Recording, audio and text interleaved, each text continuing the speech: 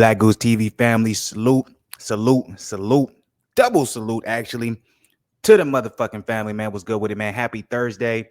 I'm absolutely ecstatic because we're going into the weekend. You always know the type of energy I be on when we're going into the weekend, man. I love the weekends, man. It's my day off. I get to enjoy it, relax, all that good stuff. I'm pretty sure y'all enjoy it as well. Y'all get to turn up if you want to turn up. Obviously, we always have a great boxing match to look forward to, especially as of late when it comes to Saturday. So I'm looking forward to this Saturday when it comes to Devin Haney versus George Kambosos. So you already know the vibes, man. You already know what it is. I'm feeling absolutely amazing. So I'm going to go ahead and try and direct some of that energy through the screen and hit y'all. And hopefully you can get some of these positive vibes. And I'm feeling some of this good energy that I got. And I'm just praying and hoping that y'all got nothing but blessings going y'all way. So salute to the people. Please, if y'all come up in here, man, hit the like button, man. Go ahead and subscribe to the channel if you're not part of the family. Comment in this joint, notification gang.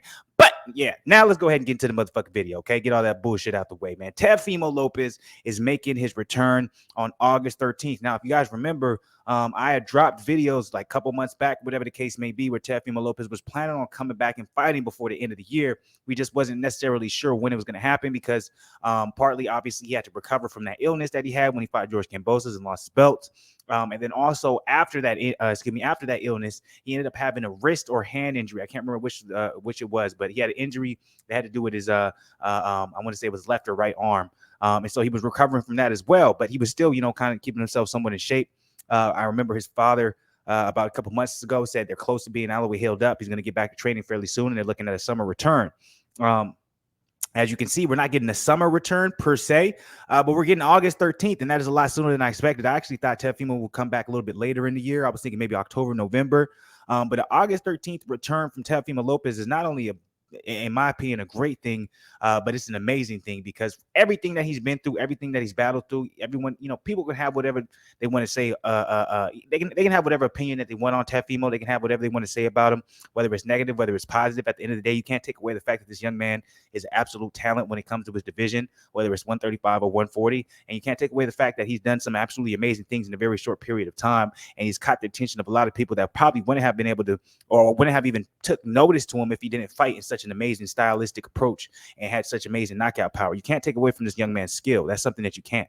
You can hate on him. You can have everything you want to say. Maybe you didn't like the way his father and himself approached the L that he got against George Kambosos and the aftermath and etc. That's fine. But at the end of the day, you can't take away the fact that this is that Teofimo Lopez is must-see TV when it comes to the boxing world, whether it's at 135, whether it's at 140. It doesn't matter what division we're going to be watching Teofimo Lopez. So to hear that we have a confirmed date and to hear that we have an actual confirmed opponent is music to your boy's ear. Me personally, you guys may not agree with that, but I think it's absolutely an amazing thing, and it only makes me more ecstatic about as we continue on this trajectory of these amazing fire-ass fights happening in boxing in 2022. Just more keeps getting added. Like for me, this is very exciting for me when it comes to boxing because I feel like we've had so many amazing fights be scheduled. Some fell through, whatever the case may be. But what I'm saying, for me, I love it. So let's go ahead and get into it. Let's find out the details. Teofimo Lopez and Pedro Campa agreed for August 13th at 140. And this is something I want to give credit to Teofimo as well, man. When Teofimo said he's done with 135 and he's not moving back down, he really meant it. He's sticking to that 140 division, and it seems like that's where he plans on staying, is that 140 division. I'm pretty sure if the right amount of money is offered to him for another 135 fight, he'll probably take it, especially if it makes sense, because if it makes money, it makes sense.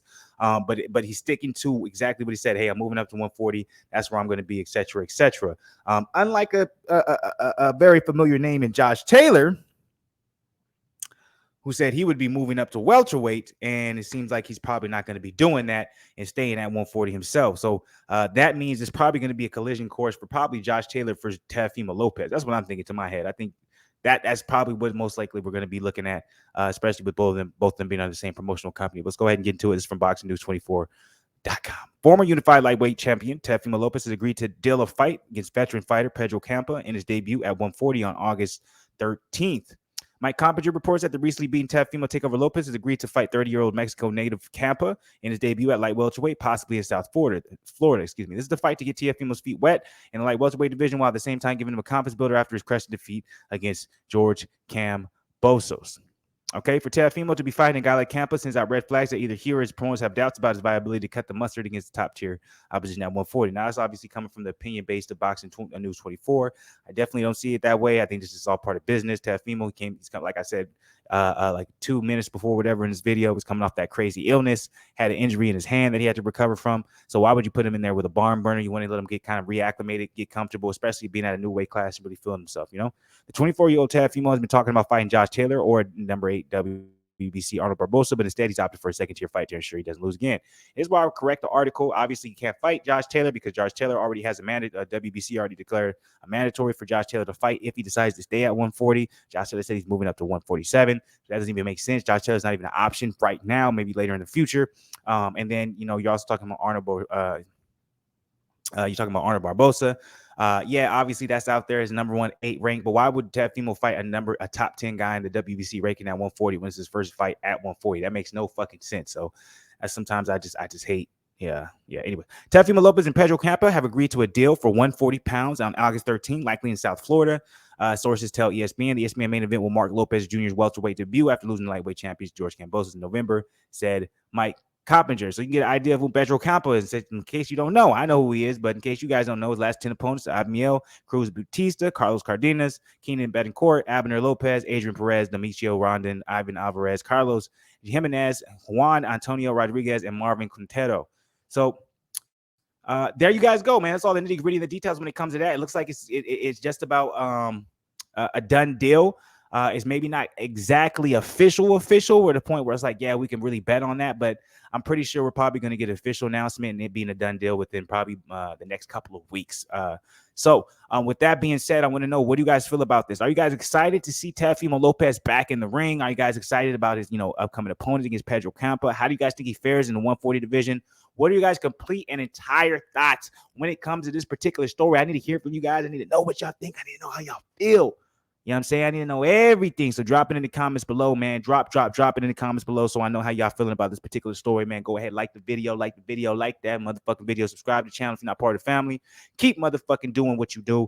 Don't let nobody stop it. And as always, if them niggas is acting brand new, kick them to the curb and keep on moving, because you gotta let the bullshit loose. You already know what it is. On Sports Nigga Side of the Game. I'll be back and keep on looking for the content. Love y'all, BlakGooseTV family. Positive.